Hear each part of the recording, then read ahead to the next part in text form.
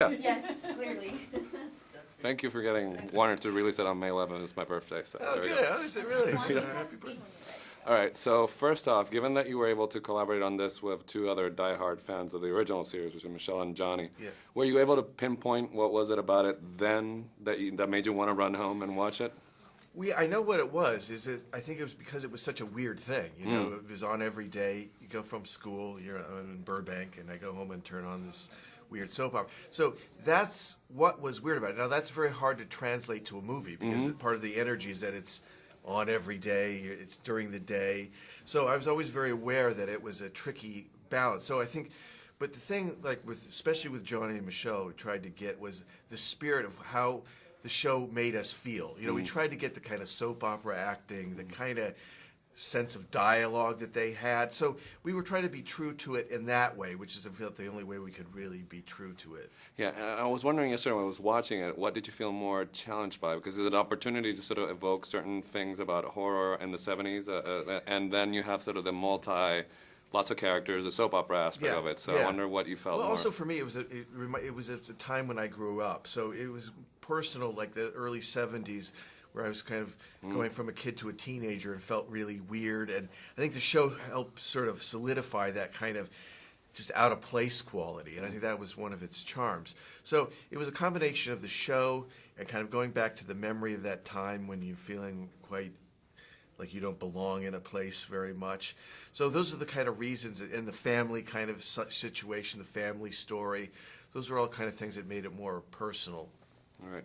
There seems to be, I mean, I wonder how hard for you directing it and talking to the head departments and the actors, because it has horror, it has humor, it has a melodrama, and it's not one of those things, it's everything. Yeah. Was it hard to articulate what you were going for? Because it's, I mean, I would just say go watch it, because it's really like nothing else. I mean, I think it's not so much hard. It was a bit hard.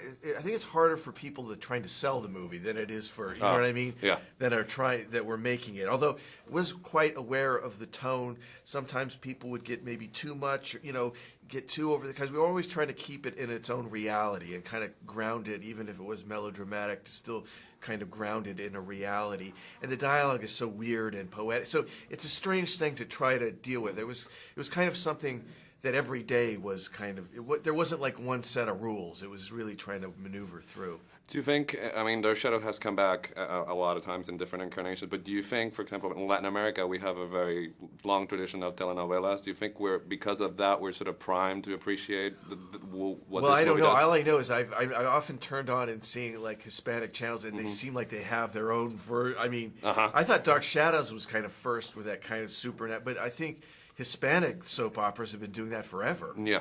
Haven't they? Yeah, this is true. So I mean, I couldn't understand, but I could see it. But there is a certain passion that kind of that I saw in some of those that reminded me of Dark Shadows for sure.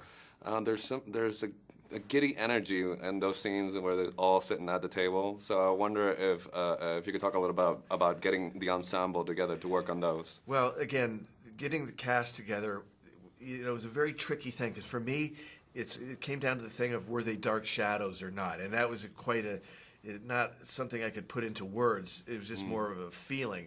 So I was very lucky to get everybody in the cast that I think was like dark shadows person. And like I said, it helped that Michelle was a fan because she kind of knew the kind of style of acting. So even though the rest of the cast and the crew didn't know Dark Shadows at all, I think based on like Johnny and Michelle, you could kind of get a sense of that. You know what I mean? And so I think it helped everybody. And also the sets, everything kind of helps to get into the spirit of, that's why it was important to build sets so that all the actors could feel the vibe of what the place was. If you talk to me a little bit, because you and Johnny have been trying to develop this for quite some time, I wonder the humor of it, because I wouldn't call it campy at all, no. but it is funny. I wonder, did it come organically, or do you think it's something to make it more accessible to the people who don't know the soap opera? No, I mean, to be honest, I never considered it a comedy, really. Yeah.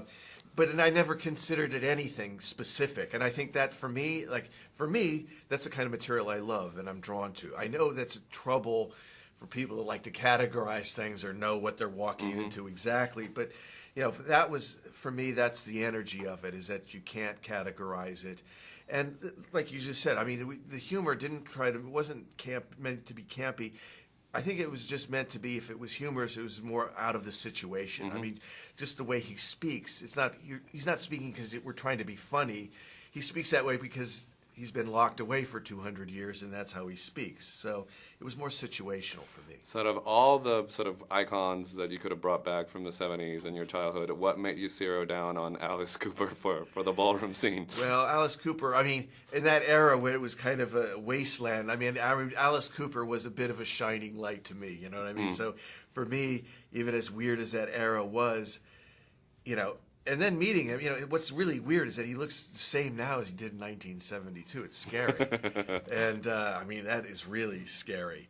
But for me, he's kind of a symbol of the movie, and he's kind of a symbol of the era for me, and an inspiration, again, from when I was growing up. I remember him being an important figure.